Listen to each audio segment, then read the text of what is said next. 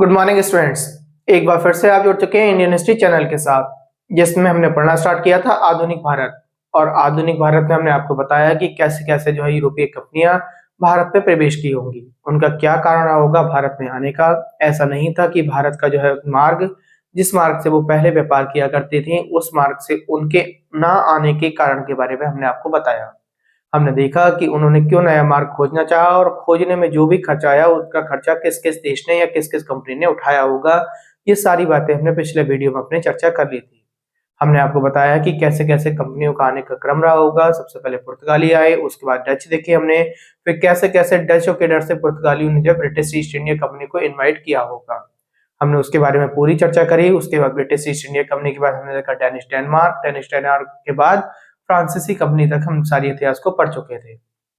उसके बाद हमने बताया कैसे कैसे ब्रिटिश ईस्ट इंडिया कंपनी ने किले बनाना स्टार्ट कर दिए और किले बनाने के साथ साथ उन किलों की जो है किलेबंदी करना स्टार्ट हो गया। यही किलेबंदी करना जो है इसे बहुत ज्यादा भारी पड़ेगा, जिसके कारण कई सारे युद्ध देखने को मिले हमें। और उन युद्धों में हमने आपको एक स्वाली का युद्ध बताया, जैसे कि सबसे पहले स्वाली का युद्ध देखा हमने कि वो क्यों इंपोर्टेंट हो जाता है, वो सारी बातें हमने पढ़ी। इसके बाद हमने देखा स्वाली के साथ साथ प्लासी बक्सर का युद्ध देखा, और बक्सर के युद्ध के साथ साथ हमने इलाहाबाद की संधि तक इस चीज को हमने एंड कर दिया था। आज अगर बात करें तो एक सबसे इंपोर्टेंट युद्ध पूछा जाता है, जिसे हम तालीकोटा का युद्ध बोलते हैं। उस युद्ध के बारे में हम पढ़ेंगे, उसका क्या कारण होगा तालीकोटा का युद्ध, और कैसे कैसे आंग्ल मैसूर युद्ध होना स्टार्ट हुए होंगे, हैदर अली कौन था, टीपू सुल्तान कौन था, इसके साथ साथ फ्रांसीसी कंपनी ने भारत की किस किस प्रकार मदद की होगी। ये सारी बातों को हमने आज की वीडियो में देखना है। अगर हम बात करें तालीकोटा के युद्ध के बारे में, तो सबसे पहले आपने पढ़ा होगा किताबों में, विजयनगर करके पढ़ा होगा, विजयनगर और बहमनी करके दो राज्यों के बारे में पढ़ा होगा। अगर हम बात करें हमने अपने पिछले वीडियो में क्या क्या पढ़ लिया, हमने क्या पढ़ा, सबसे पहले हमने यूरोपीय कंपनियों का भारत में आगमन पढ़ा। यूरोपीय कंपनी का भारत में आगमन किस प्रकार आए होंगे, क्या क्या उनकी दिशा रही होगी, कंपनी का आगमन, कितने कंटिनेंट होते हैं, ये सारी बात हमने अपने पहले वीडियो में देखा। इसके बाद हमने देखा यूरोपीय कंपनी जब भारत में आ गई होंगी तो उन्होंने सबसे पहले एक युद्ध लड़ा, जैसे कि सबसे इंपोर्टेंट हो गया वो स्वाली का युद्ध पढ़ा हमने। स्वाली का युद्ध पढ़ा, स्वाली के युद्ध के साथ साथ हमने कंपनियों का क्रम बताया था आपको, PDEF बताया था हमने आपको। ये सारी बातों पर चर्चा करी हमने। उसके बाद तीसरे नंबर पे हमने देखा जब ये धीरे धीरे बना हुआ है, इन्होंने जो है किले बनाना स्टार्ट कर दिए, किले की बात करी हमने। फिर किले के साथ साथ किलेबंदी की बात हुई हमारी, इन्होंने किलेबंदी करना स्टार्ट कर दी। किलेबंदी को जब हमने आगे बढ़ाया तो हमने आगे जाके देखा प्लासी का युद्ध हुआ हमारा। प्लासी का युद्ध हमने पूरा पढ़ा, उसकी डिटेल पढ़ी, क्या कारण था प्लासी के युद्ध का। प्लासी के युद्ध के बाद हमने एक नया युद्ध जोड़ा, जिससे हमने बक्सर का युद्ध देखा। बक्सर के युद्ध के बारे में बात करी, बक्सर का युद्ध। और जब बक्सर का युद्ध पढ़ लिया तो बक्सर के युद्ध में ही हमने देखा जब ये खत्म हुआ होगा तो वहां पर संधियां करनी पड़ी कई सारी, जिसमें हमने इलाहाबाद की संधि आपको बताई। इलाहाबाद की संधि करके कि क्यों इंपोर्टेंट हो जाती है, क्या खास बात है इलाहाबाद की संधि में। और आज जो बात कर रहे हैं हम, आज बात कर रहे हैं हम आपके सबसे पहले तालीकोटा के युद्ध के बारे में। तालीकोटा का युद्ध देखेंगे, क्यों तालीकोटा का युद्ध हुआ। आप सबसे पहले आप याद रखेंगे कि सन ने बताया था दो राज्य हुआ करते थे, विजयनगर और बहमनी, दो राज्य थे आपके, जिसमें विजयनगर जो था आपका हिंदू राज्य था। विजयनगर की अगर बात करें, विजयनगर आपसे पूछा जा सकता है तो विजयनगर के बारे में आप बताएंगे ये हिंदू राज्य था। और अगर पूछा जाए बहमनी के बारे में तो बहमनी के बारे में बताएंगे ये मुस्लिम राज्य था।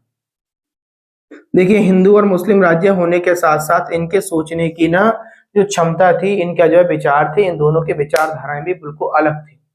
जब विचारधाराएं अलग रही होंगी तो विचारधाराओं के अलग होने की वजह से इनमें झगड़ा होता रहता था, दोनों राज्यों में आपस में झगड़ा होने लगता था।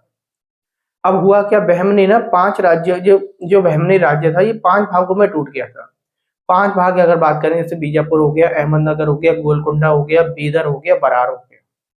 तो आप ध्यान रखेंगे कि इनमें ना इनकी विचारधाराएं अलग थी। तो आपसे मैं आपको 8वें पॉइंट में बोला कि इनकी विचारधारा के बारे में बात करेंगे हम।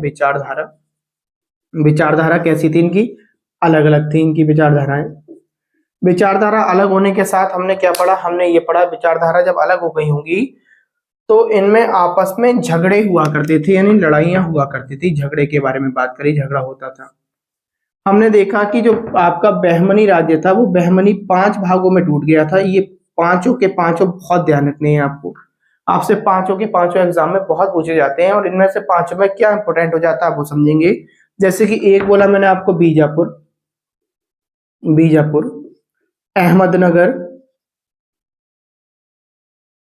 बीजापुर हो गया आपका, अहमदनगर हो गया, ये सारे पूछे जाएंगे, ध्यान रखना। गोलकोंडा हो गया, बीदर हो गया, बरार हो गया। गोलकोंडा, बीदर और बरार हो गया, ये 5 थे आपके। अब इनमें क्या क्या इंपोर्टेंट हो जाता है उसकी बात करेंगे। देखिए आपको ये ध्यान रखना है, सर ने बताया कि विजयनगर और बहमनी 2 राज्य हुआ करते होंगे। विजयनगर हिंदू राज्य था, बहमनी मुस्लिम राज्य था। दोनों की विचारधाराएं अलग थी। विचारधाराएं अलग होने के कारण में आपस में झगड़ा हुआ करता होगा, और जब झगड़ा हुआ करता होगा तो क्या करा, बहमनी जो है 5 भागों में बट गया अपने आप में, जिसमें 5 के नाम थे बीजापुर, अहमदनगर, गोलकोंडा, बीदर और बरार। इनमें सबसे बड़ी बात अगर आपको ध्यान रखनी है, आपसे एग्जाम में ये पूछेगा, इन 5 जो भाग बटे इसके, इनमें से कौन से भाग ने इन चारों भागों की मदद नहीं करी, यानी बहमनी की मदद नहीं करी। और जब इन सभी ने इकट्ठा होकर जो है किस पे आक्रमण कर दिया, विजयनगर पे आक्रमण कर दिया होगा और विजयनगर को जीत लिया होगा। आपको ध्यान रखना है। तो बरार जो था, बरार ने ना इनकी मदद नहीं करी, और ये चारों एक हो गए, बीजापुर, अहमदनगर, गोलकोंडा, बीदर, और चारों के चारों जो है एक तरीके से राक्षसों की भांति जो है इकट्ठा होकर इस पे राक्षसों की भांति इस विजयनगर जो है राज्य पर इन्होंने आक्रमण करा होगा, और आक्रमण करने के बाद विजयनगर को जीत लिया होगा।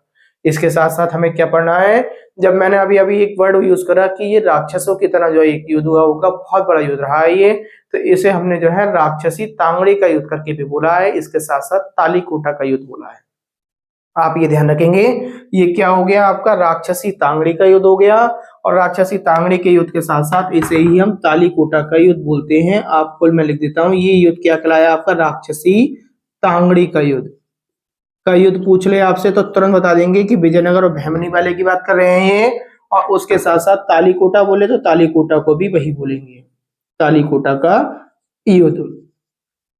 और जब ये आपको ध्यान रखने वाली बात है, जब आपने देखा कि बहमनी, जब ये 4 इकट्ठे हुए होंगे, इकट्ठे होकर विजयनगर पे इन्होंने आक्रमण करा होगा, तो विजयनगर की सारा क्षेत्र पे इनके पास आ गया होगा, और इनके पास आने के बाद, और ये बहमनी का जो क्षेत्र रहा होगा वो तो इनके पास पहले से था ही था, ये पूरा का पूरा क्षेत्र मिलके ये मैसूर कहलाया आपका।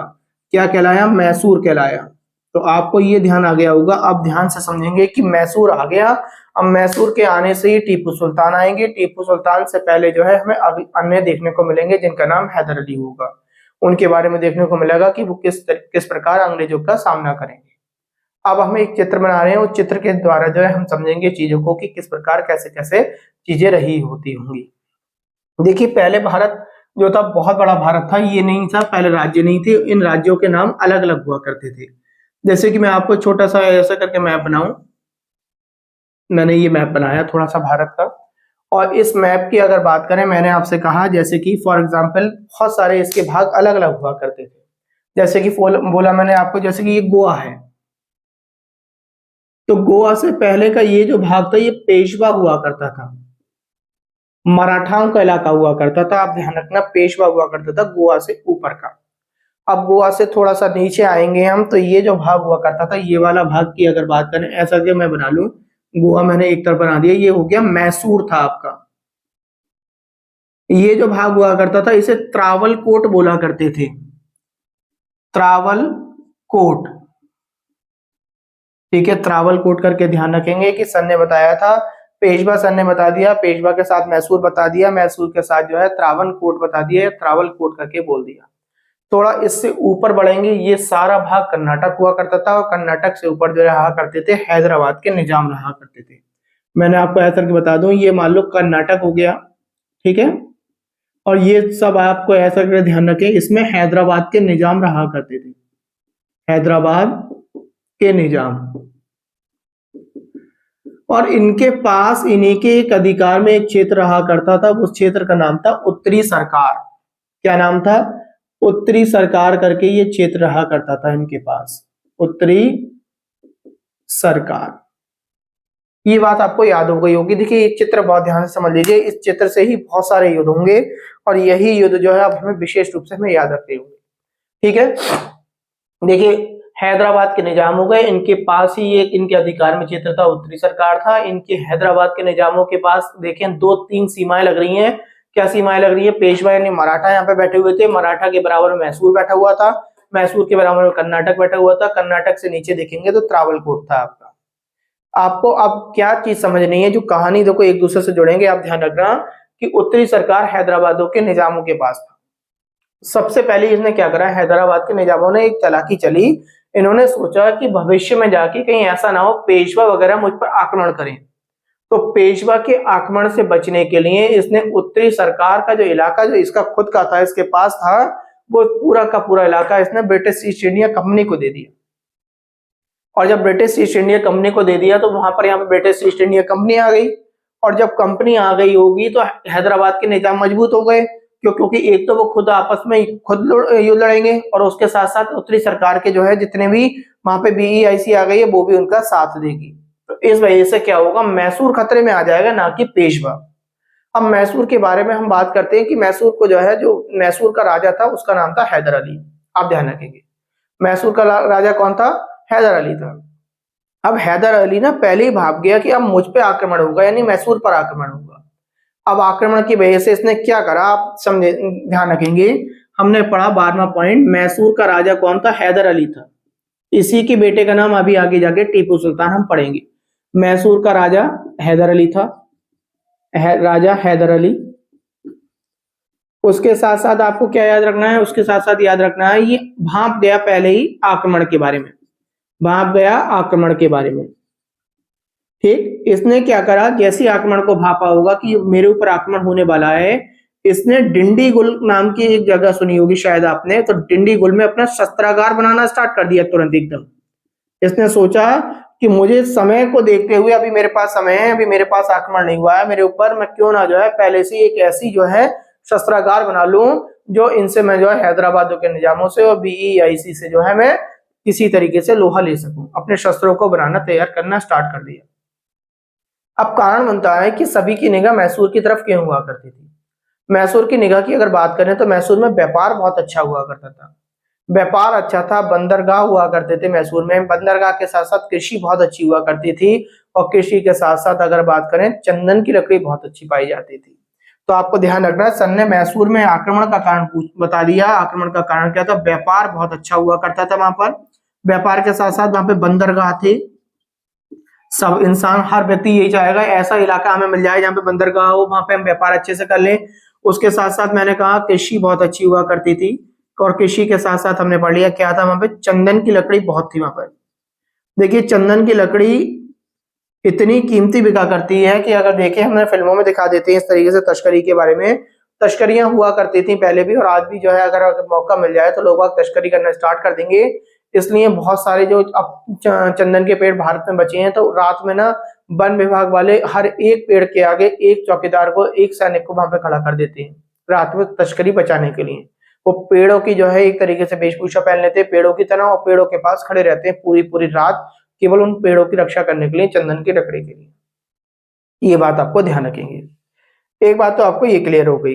देखिए आगे जाके एक कहानी जुड़ेगी, उससे पहले कहानी की स्टार्टिंग में यहीं से कर दे रहा हूं, आप ध्यान रखिएगा। फ्रांस जो था आपका, मैं कल के वीडियो में आएगा जो फ्रांस के बारे में, फ्रांस किसका, मैसूर का बहुत अच्छा दोस्त था। मैसूर का मतलब हो गया हैदर अली, फ्रांस मैसूर का बहुत अच्छा दोस्त था। आप ये भी ध्यान रखें, दोस्त था या मित्र था। अब ये आगे जाके ना फ्रांस से वादा करेगा, जब मैसूर खतरे में आ जाएगा, हैदर अली खतरे में आ जाएगा, तो जब इसका जो है मैसूर से एक पैगाम भेजा जाएगा फ्रांस के पास कि जो है आपकी जो है जरूरत है हमें, आप आइए यहाँ पर, फ्रांस से जो कहा जाएगा, तो फ्रांस में जब बोनापार्टे बैठे हुए होंगे वो कहेंगे कि मैं आ रहा हूँ, इस बात को कहेंगे। इस बारे में हम जो है आगे चर्चा करेंगे, इस बात की हम आगे चर्चा करेंगे। अब धीरे धीरे क्या हुआ होगा, देखिए और युद्ध, आंग्ल मैसूर युद्ध होने से पहले एक युद्ध हुआ जिसे हम 1761 में याद करते हैं, उसे पानीपत के युद्ध के बारे में याद करते हैं, जो पानीपत की तीसरी लड़ाई हुई थी। और दोनों लड़ाई जो हम छोड़ आए, वो दोनों की दोनों लड़ाई हमारी किस में, मध्यकालीन भारत में मिलेंगी, मुगलों में जाकर। तो आपको ध्यान रखना कि 1761 में पानीपत की तीसरी लड़ाई हुई, किस किस के बीच हुई, मराठाओं के बीच हुई और अहमद शाह अब्दाली के बीच हुई, जिसमें मराठा हार गए थे और अहमद शाह अब्दाली जीत गया था। आपको ये शायद ये बात पता होगी। 17वां पॉइंट हमने क्या बताया, हमने बताया कि पानीपत की तीसरी लड़ाई हुई। पानीपत की तीसरी लड़ाई किस किस के बीच में हुई, मराठा और महाराठा के साथ में अहमद शाह अब्दाली के बीच में हुई।